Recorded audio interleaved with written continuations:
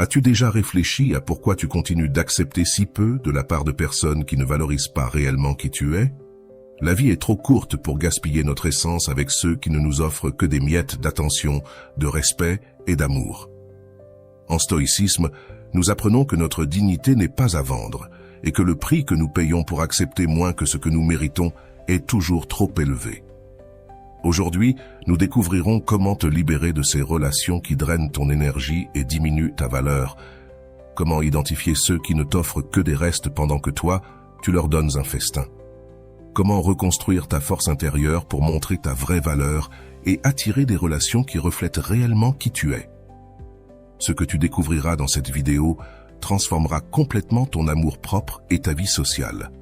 Je te garantis qu'après quelques minutes, tu ne reverras jamais les miettes de personne. Prépare-toi à découvrir enfin le secret que les stoïciens ont utilisé pour diriger leurs relations et ne plus jamais être sous-estimés. 1. Reconnaître les miettes. T'es-tu déjà arrêté pour réfléchir à ce que tu obtiens réellement dans cette relation qui t'épuise? Les miettes sont partout, déguisées en attention, affection ou engagement, quand en réalité, elles ne sont que des restes de ce que tu mérites vraiment. Reconnaître ces miettes est la première étape pour transformer complètement ta vie et tes relations. Lorsque quelqu'un te donne des miettes, il offre le moins possible pour te garder près de lui sans jamais s'engager totalement. Ce sont ces messages rapides en pleine nuit, ces réunions toujours de dernière minute, ces projets qui n'aboutissent jamais, ces promesses vides qui se répètent. C'est l'ami qui te contacte seulement quand il a besoin de quelque chose, ou la personne qui montre de l'affection uniquement lorsqu'elle veut quelque chose en retour. En stoïcisme, nous apprenons à regarder la réalité exactement comme elle est, sans illusion. Les anciens stoïciens, comme Sénèque, nous ont enseigné que la sagesse commence quand nous arrêtons de nous mentir à nous-mêmes. Regarde tes relations avec cette clarté stoïque. Cette personne te valorise-t-elle vraiment ou te garde-t-elle simplement comme une option? Es-tu une priorité ou juste une commodité? Avant d'aller loin, je te serais reconnaissant si tu mets un j'aime à la vidéo, cela m'aiderait à continuer de diffuser cette philosophie. Si tu n'es pas encore abonné, je te recommande de t'abonner et d'activer la cloche pour ne manquer aucune vidéo. Les miettes se présentent sous différentes formes pour chaque personne. Pour certains, ce sont des compliments superficiels suivis de critiques constantes. Pour d'autres, c'est un « je t'aime » dit uniquement dans des moments qui l'arrangent. Ce sont ces gestes tout petits, mais célébrés comme de grandes victoires, alors qu'ils devraient être les bases de toute relation saine. Le danger des miettes réside dans la manière dont elles alimentent de fausses espérances. Une miette aujourd'hui, une autre demain, et ainsi nous restons prisonniers de l'idée qu'un jour, nous recevrons le pain entier. Cette espérance nous emprisonne dans des cycles de relations vides qui ne nous satisfont jamais pleinement. Il existe aussi ce que l'on pourrait appeler des miettes émotionnelles. Ces rares moments où la personne montre de la vulnérabilité ou une connexion réelle juste pour revenir ensuite à l'éloignement peu de temps après. Ces miettes sont particulièrement dangereuses car elles touchent quelque chose de profond en nous, nous faisant croire qu'il existe un potentiel non exploité dans cette relation. Comment savoir si tu reçois des miettes? Observe tes sentiments après avoir interagi avec la personne. Te sens-tu valorisé ou vidé? Prête attention à l'équilibre entre donner et recevoir. Es-tu toujours disponible alors que l'autre personne n'apparaît que lorsque cela l'arrange? Regarde aussi la constance des gestes affectueux. Sont-ils constants ou apparaissent-ils uniquement quand tu menaces de t'éloigner? Le philosophe stoïcien Épictète nous a enseigné à différencier ce que nous pouvons et ne pouvons pas contrôler. Nous ne pouvons pas contrôler la manière dont les autres nous traitent, mais nous avons un contrôle total sur ce que nous acceptons dans notre vie. Lorsque tu reconnais les miettes, tu exerces ce contrôle.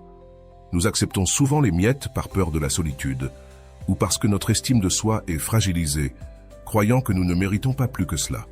Le stoïcisme nous enseigne le contraire.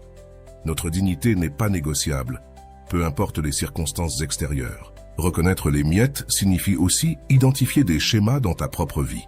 Te retrouves-tu toujours dans des relations avec des personnes qui offrent peu? Y a-t-il une peur ou une croyance limitante qui te pousse à accepter moins que ce que tu mérites? La philosophie stoïcienne nous encourage à une analyse honnête de soi-même. Souviens-toi que, contrairement à ce que beaucoup pensent, le stoïcisme ne signifie pas supporter des souffrances inutiles. Au contraire, les stoïciens cherchaient une vie bonne et vertueuse. Les relations qui te diminuent n'ont pas leur place dans cette quête. Parfois, les miettes se présentent sous forme de grands gestes ponctuels. Un cadeau coûteux après des semaines d'abandon, une démonstration publique d'affection après des jours d'indifférence privée. Ne te laisse pas tromper par ces moments isolés qui ne servent qu'à maintenir une dynamique déséquilibrée. Reconnaître sincèrement les miettes dans ta vie peut être douloureux au début, car cela signifie admettre que ce que tu aimerais être un amour complet n'est en réalité qu'un pauvre substitut. Mais cette douleur temporaire est le chemin vers la libération. Comme l'a écrit Marc Aurèle, empereur et philosophe stoïcien, la meilleure revanche est de ne pas être comme celui qui t'a frappé. Reconnaître les miettes n'a rien à voir avec le ressentiment, mais avec la clarté et l'estime de soi. C'est comprendre que tu mérites plus, non parce que les autres sont mauvais, mais parce que ta valeur intrinsèque exige davantage. À la fin de ce premier pas, tu devrais déjà commencer à remettre en question certaines relations dans ta vie. C'est normal et sain. La reconnaissance n'est que le début du voyage qui t'amènera vers des relations véritablement nourrissantes et équilibrées, où tu ne recevras pas des miettes, mais le festin complet que tu as toujours mérité. Ta véritable essence, qui es-tu vraiment quand personne ne te regarde? Ta véritable essence va bien au-delà de l'image que tu présentes au monde ou de ce que les autres attendent de toi. En stoïcisme, nous découvrons que se connaître soi-même n'est pas simplement un exercice d'auto-assistance, mais la base fondamentale pour une vie épanouie et des relations authentiques. Elle est ce qui reste lorsque toutes les couches d'approbation sociale, les masques et les rôles que nous jouons sont enlevés. C'est ton véritable noyau, tes valeurs les plus profondes, tes talents naturels et la façon unique dont tu perçois le monde. Si vous êtes arrivé jusqu'ici, écrivez dans les commentaires « Je refuse d'accepter des miettes d'amour ». Souvent, nous acceptons des miettes dans les relations précisément parce que nous avons perdu le contact avec cette essence. Pense aux fois où tu as changé tes goûts, tes opinions ou même tes rêves pour plaire à quelqu'un. Ces petites concessions peuvent sembler inoffensives au départ, mais avec le temps, elles effacent qui tu es vraiment. Quand nous ne savons pas qui nous sommes, chaque signe d'acceptation, même le plus minime, semble précieux. Les stoïciens croyaient que chaque personne possède une nature unique qui doit être honorée. Marc Aurèle disait « Regarde à l'intérieur, là est la source du bien qui jaillira toujours si tu creuses toujours. » Cette immersion intérieure n'est pas de l'égoïsme, mais le savoir nécessaire pour construire des relations vraies. Pour redécouvrir ton essence, commence par regarder ce qui t'apporte une vraie joie. Pas le plaisir momentané, mais cette profonde satisfaction qui reste même après que l'émotion initiale se soit dissipée. Remarque aussi ce qui te fait perdre la notion du temps, tant tu es absorbé. Ce sont des signes que ta véritable nature se manifeste. Ton essence se révèle aussi dans ce que tu représentes, même quand cela est difficile. Quels sont les principes que tu ne négocierais jamais, même sous pression? Honnêteté, loyauté, compassion, courage. Le stoïcisme nous enseigne que nos valeurs sont les véritables coordonnées de notre âme. Lorsque quelqu'un t'offre des miettes, il dit implicitement que ton essence ne mérite pas plus que cela. Et ce qui était le plus dévastateur, c'est lorsque nous commençons à croire ce mensonge. Redécouvrons notre essence pour nous rappeler notre véritable valeur. Une pratique stoïcienne précieuse est l'examen quotidien. Prends quelques minutes avant de te coucher pour réfléchir à tes actions, tes paroles et tes choix du jour. Était-ce fidèle à ton essence? Il s'agissait d'essayer de satisfaire les autres?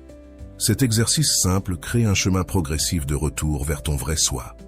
Dans les relations où nous recevons seulement des miettes, nous jouons souvent un rôle, cette version de nous-mêmes que nous pensons être plus acceptée ou aimée. Cela peut durer des années à vivre dans ce rôle, jusqu'à oublier que ce n'est qu'une comédie. Ta véritable essence attend d'être vécue pleinement. Les personnes qui ne t'offrent que des miettes sont souvent attirées par cette version superficielle que nous présentons, et non par ce que nous sommes réellement. C'est un cycle dangereux. Plus nous jouons ce rôle, plus nous recevons de miettes, et plus nous nous éloignons de nous-mêmes. Redécouvrir ton essence signifie te poser des questions difficiles. Qu'est-ce que je veux vraiment dans cette relation? Quelles sont mes vraies limites? Qu'est-ce qui me fait me sentir vivant et connecté? Si certaines de ces réponses te font peur, c'est probablement que tu es sur la bonne voie vers la connaissance de soi.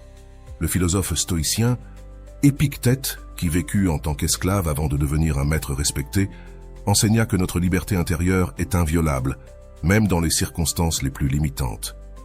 Notre essence reste intacte. Aucune relation n'a le pouvoir de diminuer ce que tu es dans ta véritable nature. Ton essence inclut aussi tes blessures et vulnérabilités. Le stoïcisme ne prône pas la suppression des émotions, mais la compréhension de celles-ci. Reconnaître tes douleurs passées et comment elles influencent ton acceptation des miettes fait partie intégrante de ce voyage. Il existe des exercices pratiques pour se reconnecter à son essence. Essaye d'écrire sans censure pendant 10 minutes par jour, en laissant tes pensées s'écouler, ou réserve des moments de solitude véritable, sans distraction, simplement en observant ce qui te vient à l'esprit. Ces moments révèlent beaucoup de choses sur qui tu es réellement. Dans les anciennes cultures qui pratiquaient le stoïcisme, la connexion avec l'essence individuelle était considérée comme sacrée. Ce n'était pas seulement une question de bien-être psychologique, mais d'alignement avec la nature universelle. Lorsque nous vivons selon notre véritable essence, nous contribuons harmonieusement au tout. Les relations qui ne t'offrent que des miettes te demandent souvent de compromettre cette essence, des petites concessions qui, avec le temps, deviennent de grands sacrifices de ce que nous sommes. Le premier pas pour rejeter ces miettes est de reconnaître la valeur inestimable de ton vrai soi. À mesure que tu te reconnectes à ton essence véritable, tu commenceras naturellement à attirer des personnes qui valorisent cette authenticité. Les miettes perdent leur pouvoir lorsque tu reconnais le festin que tu portes en toi. Tu deviens le centre de ton propre univers, non pas égoïstement, mais sincèrement centré sur tes valeurs et ta vérité. Souviens-toi, ton essence est ta plus grande richesse. C'est ce que tu as d'unique à offrir au monde. Lorsque tu la compromets pour des miettes d'acceptation ou d'affection, tout le monde perd. Toi et ceux qui ne parviennent jamais à connaître ton moi le plus authentique et puissant. Il y a une force à l'intérieur de toi que personne ne peut toucher, diminuer ou contrôler.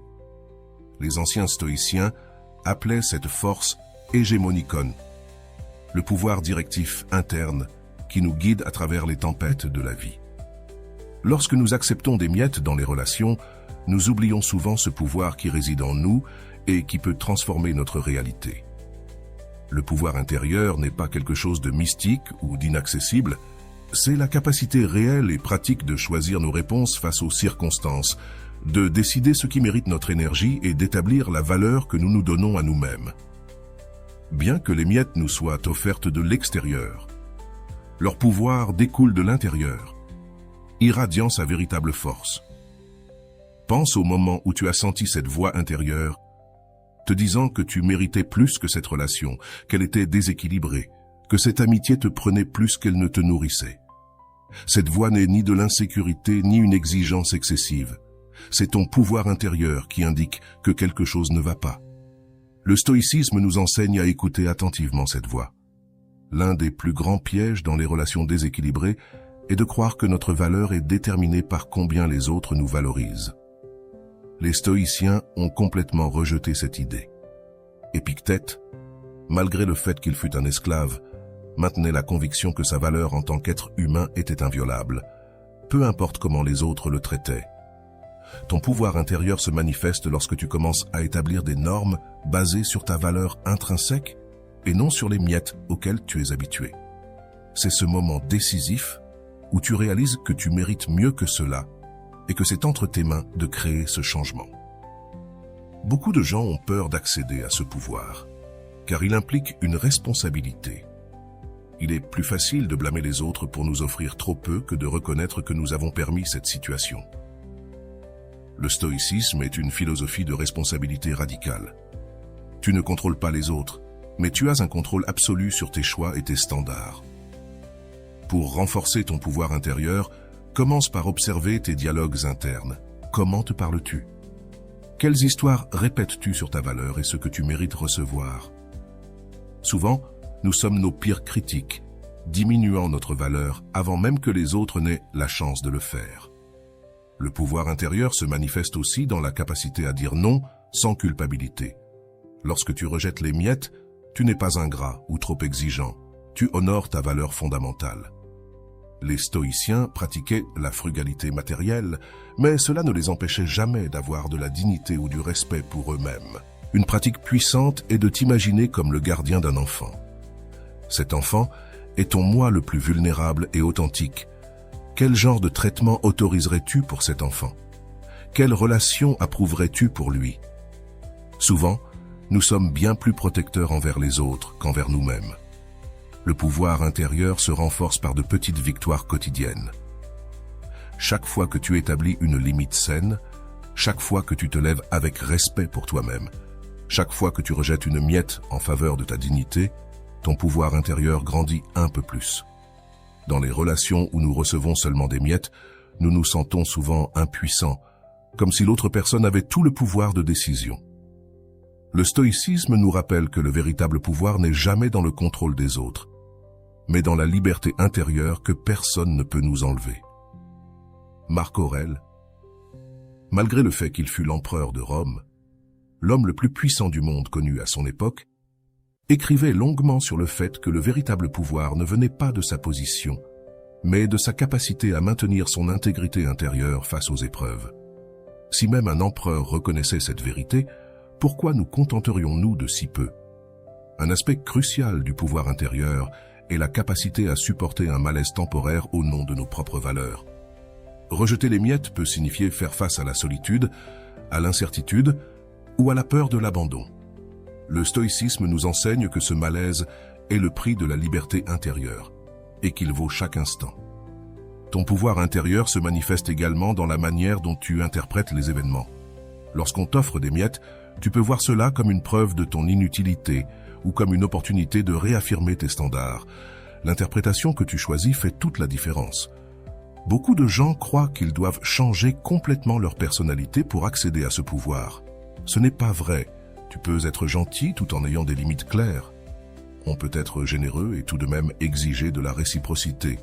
Il peut être compatissant et néanmoins rejeter les relations qui diminuent son pouvoir intérieur. Il ne s'agit pas de contrôler les autres ou de manipuler les situations, mais de la tranquille clarté de connaître sa propre valeur et d'agir constamment en fonction de cette vérité. Lorsque vous faites cela, vous commencez naturellement à attirer des personnes qui reconnaissent et respectent cette valeur. Un exercice pratique consiste à identifier un domaine de votre vie dans lequel vous avez accepté des miettes et à établir un nouveau standard minimum acceptable. Ce n'est pas nécessairement un changement drastique. Vous pouvez commencer par quelque chose de petit, mais significatif. L'important est de faire ce premier pas décisif. Le philosophe Sénèque a comparé la vie à une pièce de théâtre, peu importe sa durée, mais la façon dont elle est jouée. Votre pouvoir intérieur se manifeste dans l'engagement à jouer votre rôle avec dignité, indépendamment de la manière dont les autres personnages agissent. Rappelez-vous toujours que votre pouvoir intérieur est comme un muscle qui se renforce à mesure que vous l'utilisez. Chaque fois que vous l'exercez, il devient plus naturel de rejeter les miettes et d'exiger le festin complet que vous méritez. Dans les relations, et ce qui est encore plus surprenant, lorsque vous accédez réellement à ce pouvoir, les personnes autour de vous commencent à réagir différemment. Elles offrent non pas des miettes, mais le respect et la considération qui vous ont toujours légitimement appartenu. Avez-vous déjà remarqué comment certaines personnes semblent avoir un accès illimité à votre temps, votre énergie et votre bienveillance? Comment peuvent-elles en tirer autant de vous tout en offrant si peu en retour? L'absence de limites claires est le terrain le plus fertile pour ceux qui n'ont que des miettes à offrir. Dans le stoïcisme, nous apprenons qu'établir des limites n'est pas un acte d'égoïsme, mais un acte de sagesse et de dignité personnelle, essentiel pour des relations saines. Les limites sont comme des clôtures invisibles qui protègent votre jardin émotionnel. Elles communiquent au monde comment vous souhaitez qu'on vous traite et ce que vous n'êtes pas prêt à tolérer. Lorsque vous ne posez pas ces limites, vous communiquez indirectement que tout comportement est acceptable, même accepter seulement des miettes d'attention et de respect. Les stoïciens ont compris quelque chose de fondamental sur la nature humaine. Nous avons tendance à tester les limites jusqu'à ce que nous rencontrions de la résistance, non pas par malice, mais par instinct. Lorsque vous acceptez constamment moins que ce que vous méritez, le message que vous envoyez est que c'est votre valeur sur le marché. et l'autre personne continuera naturellement à offrir seulement cela. Beaucoup de personnes ont peur de poser des limites parce qu'elles confondent fermeté et froideur. Elles pensent qu'elles seront perçues comme dures ou insensibles. Le stoïcisme nous enseigne le contraire. Des limites claires sont la base d'actions vraiment profondes et authentiques. Sans elles, l'intimité réelle est impossible. Il n'y a que dépendance et déséquilibre. Une limite saine peut être aussi simple que de dire « Je ne suis pas disponible pour des rendez-vous de dernière minute » ou « J'ai besoin que mes opinions soient respectées, même si nous ne sommes pas d'accord ». Il ne s'agit pas d'ultimatum ni de menaces, mais de déclarations calmes sur la manière dont vous permettez qu'on vous traite. Établir des limites demande de la pratique et du courage, surtout si vous avez passé des années à accepter des miettes. Les personnes autour de vous peuvent réagir avec surprise, voire résistance, lorsque vous commencez à exiger plus. Cette réaction ne signifie pas que vous avez tort. Elle confirme simplement combien le déséquilibre précédent a été normalisé. Les stoïciens nous enseignent que la vertu réside dans le juste milieu. Ni l'absence totale de limites, ni les murs imprenables ne sont sains. L'objectif est de créer des limites qui protègent de votre essence, tout en permettant des connexions authentiques, des limites qui filtrent les miettes, mais laissent passer ce qui est nourrissant et précieux. Un conseil pratique. Commencez par identifier les zones de votre vie où vous ressentez le plus de fatigue ou de ressentiment. Ces sentiments négatifs indiquent souvent que vos limites ne sont pas respectées. Peut-être est-ce cet ami qui n'apparaît que lorsqu'il a besoin de service, ce membre de la famille qui fait toujours des remarques désobligeantes, ou ce partenaire qui ne priorise jamais vos besoins. L'établissement des limites commence dans votre esprit, même avant de les exprimer verbalement. Il s'agit de reconnaître intérieurement « cela ne va pas, cela me diminue, cela ne reflète pas ma valeur ».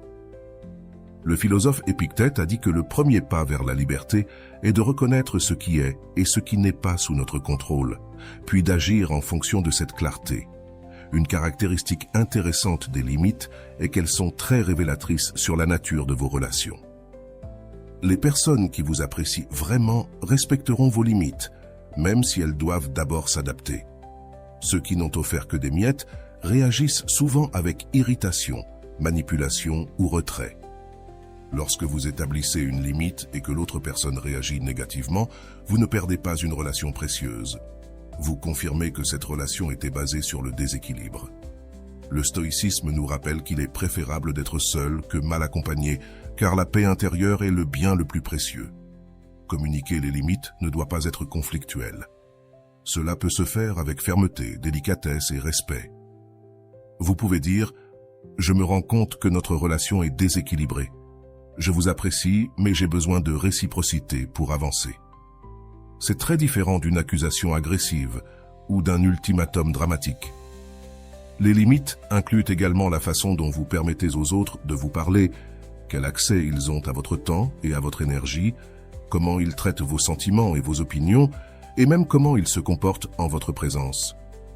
Chaque aspect mérite une considération soignée et des limites appropriées. Sénèque, l'un des grands stoïciens, défendait l'idée de l'amitié avec réserve. Une approche prudente où nous faisons confiance aux gens progressivement, en observant comment ils respectent nos limites avant de leur offrir notre vulnérabilité totale. Ce n'est pas du cynisme, mais de la sagesse pratique. À mesure que vous établissez des limites plus saines, quelque chose de fascinant se produit. Votre estime de soi augmente naturellement chaque fois que vous défendez votre valeur. Vous vous réaffirmez vous-même que vous méritez plus que des miettes. C'est un puissant cycle d'auto-soin et de renforcement de l'estime de soi. Rappelez-vous que l'établissement des limites est un processus, pas un événement unique. Il y aura des moments de rechute, des situations où vous permettrez de nouveau des miettes. Le stoïcisme nous enseigne à ne pas juger sévèrement nos faux pas, mais à revenir toujours sur le chemin de la vertu et de la dignité personnelle. Dans les relations romantiques, les limites claires sont particulièrement importantes. Le véritable amour fleurit dans le respect mutuel, pas dans le déséquilibre. Lorsque vous permettez qu'on vous traite comme une option tout en traitant l'autre comme une priorité, vous créez une dynamique qui entraînera inévitablement douleur et ressentiment. Pour ceux qui ne sont pas habitués à établir des limites, il peut être utile de commencer par des situations moins émotionnellement chargées. Pratiquez le fait de dire non dans des contextes où la pression est moins forte et appliquez progressivement ces compétences aux relations plus significatives et plus difficiles. Marc Aurèle, dans ses méditations, réfléchissait souvent sur l'importance de maintenir la sérénité intérieure face aux provocations extérieures. Cette sérénité provient en grande partie de limites bien établies, savoir ce que nous permettons d'affecter notre paix intérieure. Ce n'est pas qu'il faille éloigner les gens, mais attirer ceux qui respectent naturellement et valorisent qui vous êtes.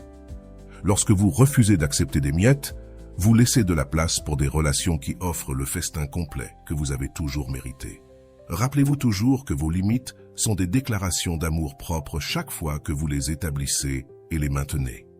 Vous choisissez ainsi d'honorer votre essence et votre valeur innée.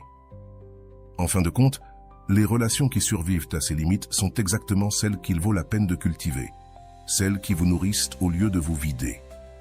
Cultiver la dignité personnelle, que se passe-t-il lorsque vous vous regardez dans le miroir et reconnaissez votre valeur non négociable? Lorsque vous comprenez profondément que vous méritez le respect, la considération et l'amour véritable, et non simplement l'attention résiduelle, la dignité propre est cette conviction inébranlable en votre propre valeur, indépendamment des opinions ou actions des autres. Dans le stoïcisme, cette qualité n'est pas vue comme de la vanité, mais comme un alignement avec la nature, reconnaissant l'étincelle divine qui existe en chaque être humain, y compris en soi-même. La dignité propre diffère de l'arrogance ou de l'orgueil vide. Il ne s'agit pas de penser que vous êtes meilleur que les autres, mais de reconnaître que vous n'êtes pas moins que les autres. C'est cette certitude intérieure qui vous empêche de mendier de l'affection ou de l'approbation. C'est ce qui vous fait rejeter les miettes, car vous savez que vous méritez le festin complet, non par droit, mais par une compréhension claire de la valeur inhérente de tous les êtres humains. Dans les relations où nous ne recevons que des miettes, il y a souvent une érosion lente et continue de notre propre dignité. Petites concessions, moments de manque de respect tolérés, besoins ignorés encore et encore. Tout cela érode notre conviction interne que nous méritons plus. C'est comme une goutte d'eau tombant constamment au même endroit, finissant par perforer même la pierre la plus solide. Les stoïques pratiquaient des exercices quotidiens pour renforcer cette dignité personnelle. L'un d'eux était de contempler notre nature en tant que partie d'un tout plus grand et significatif. Marc Aurèle écrivait sur la façon dont chaque être humain porte en lui une portion de raison universelle, ce qui nous relie les uns aux autres et à tout le cosmos. Lorsque vous intégrez cette idée, il devient impossible d'accepter d'être traité comme jetable ou secondaire. Pour cultiver l'estime de soi, commencez par éliminer l'habitude de vous rabaisser, même dans vos pensées. Observez la manière dont vous parlez de vous-même, tant intérieurement qu'avec les autres. Vous vous dépréciez constamment, minimisez vos réussites, vous excusez d'occuper de l'espace. Ces habitudes subtiles communiquent non seulement aux autres, mais surtout à vous-même que votre valeur est négociable. Un exercice pratique consiste à rédiger une déclaration d'estime de soi, un document personnel qui décrit comment vous méritez d'être traité. Quels comportements ne sont plus acceptables dans votre vie et quelles valeurs vous reconnaissez en vous-même. Ce n'est pas pour le montrer à quelqu'un, mais pour solidifier cet engagement interne envers votre propre valeur. Si vous êtes arrivé jusqu'ici, écrivez dans les commentaires « Ma dignité n'est pas à vendre ». La dignité personnelle se manifeste aussi dans la manière dont vous prenez soin de vous au quotidien. Les stoïques valorisent les soins personnels non comme une indulgence, mais comme un respect pour le temple qui abrite notre conscience. Votre corps, votre esprit, votre temps et votre énergie sont précieux. La façon dont vous les traitez reflète et renforce la valeur que vous vous accordez. Lorsque nous faisons face à des défis ou à des rejets, notre estime de soi est mise à l'épreuve. Dans ces moments-là, la pratique stoïque de la perspective étendue est précieuse.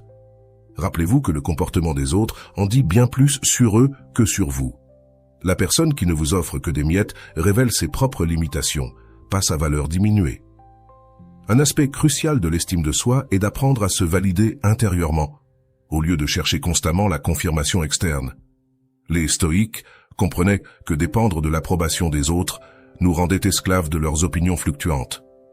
La véritable liberté vient de l'approbation que vous trouvez en vous-même, en reconnaissant vos propres réalisations, efforts et qualités, même lorsque personne d'autre ne le fait.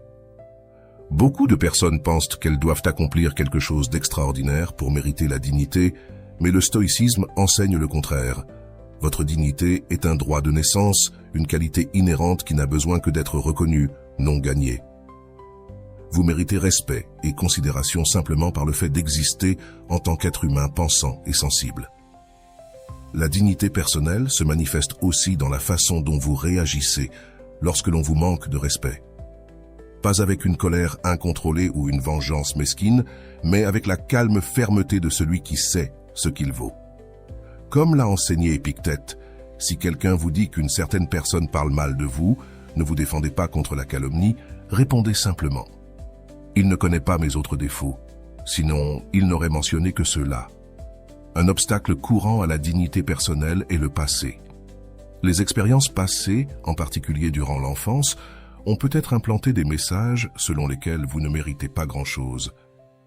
Le stoïcisme nous enseigne que bien que le passé ait façonné ce que nous sommes aujourd'hui, il ne détermine pas ce que nous serons demain. Vous pouvez choisir une nouvelle narration à tout moment.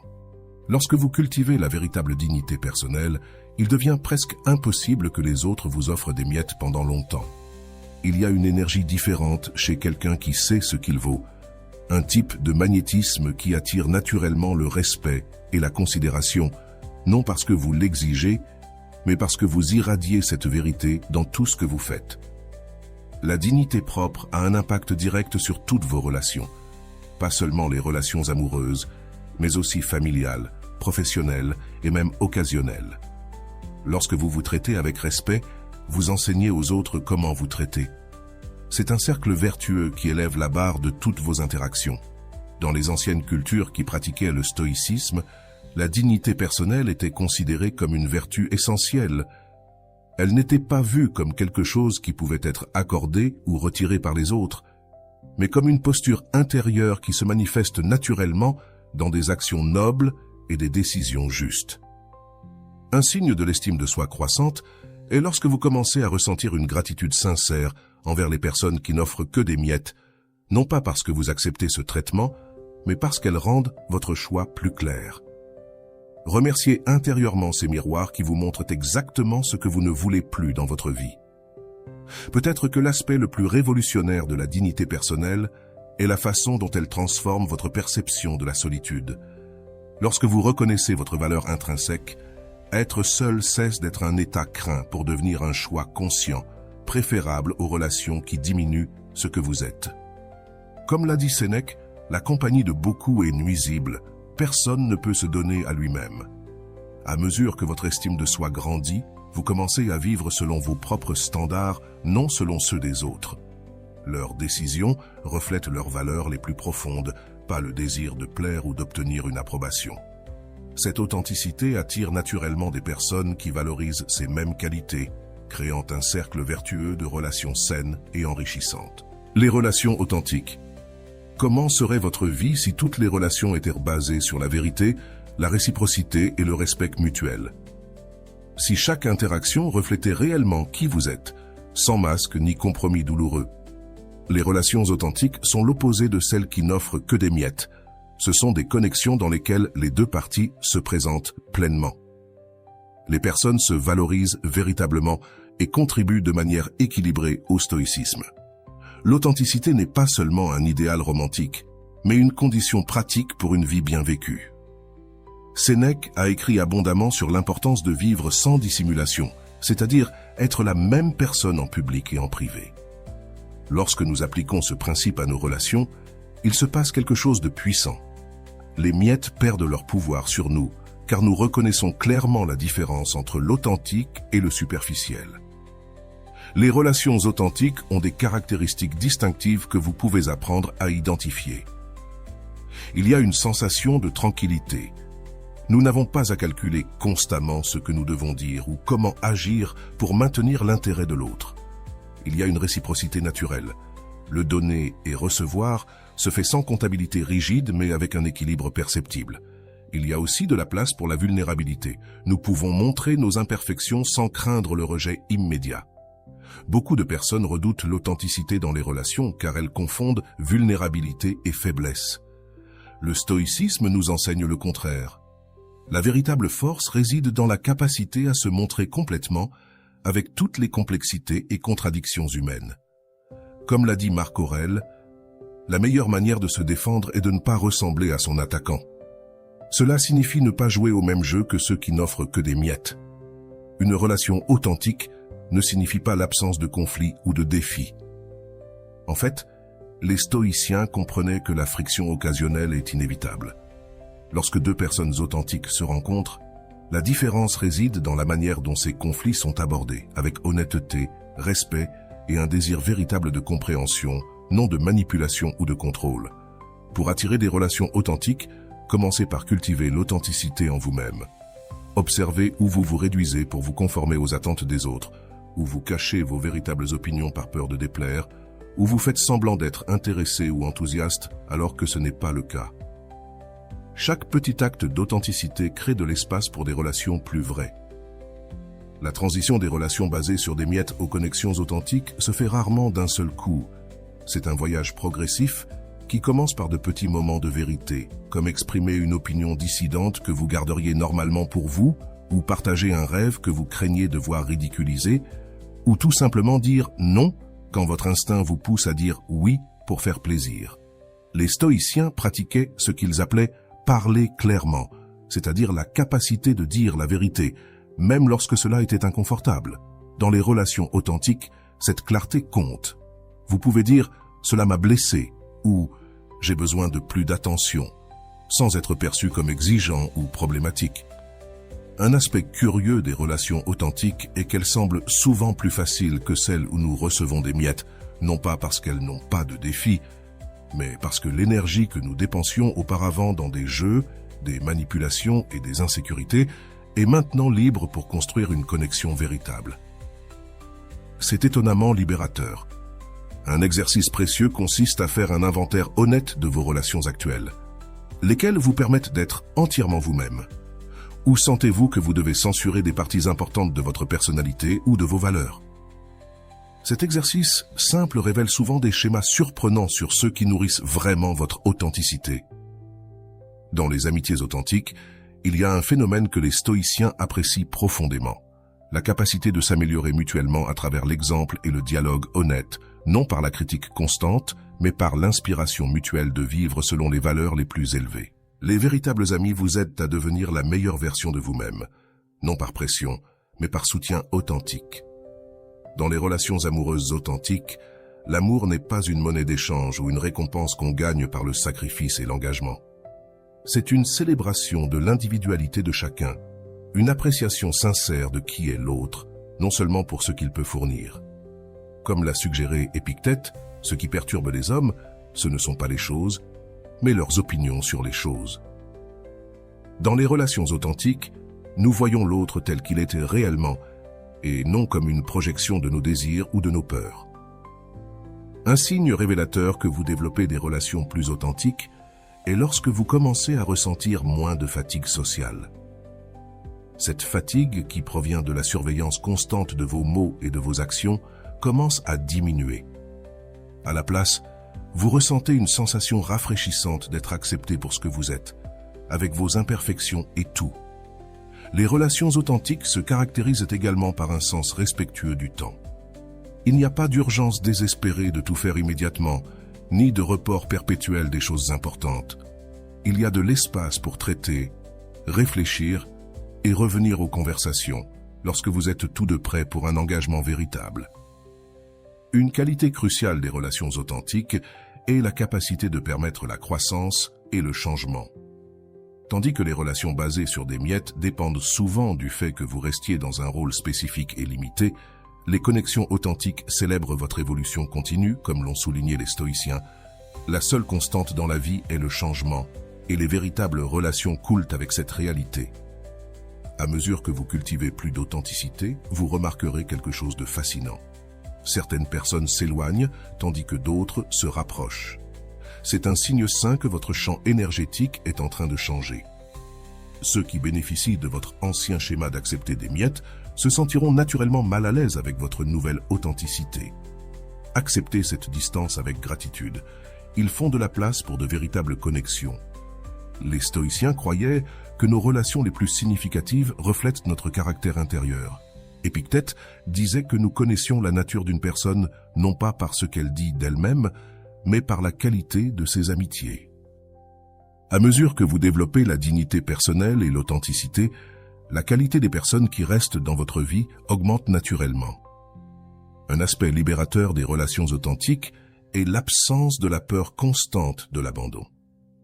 Lorsque vous savez que vous vous donnez réellement et que vous êtes valorisé pour cela, l'anxiété de ne pas être suffisant se dissipe progressivement.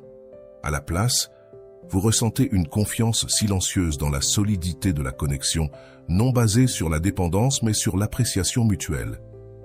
Rappelez-vous toujours que les relations authentiques ne sont pas parfaites, elles sont réelles, avec leurs hauts et leurs bas, des moments de connexion profonde et des périodes de distance naturelle.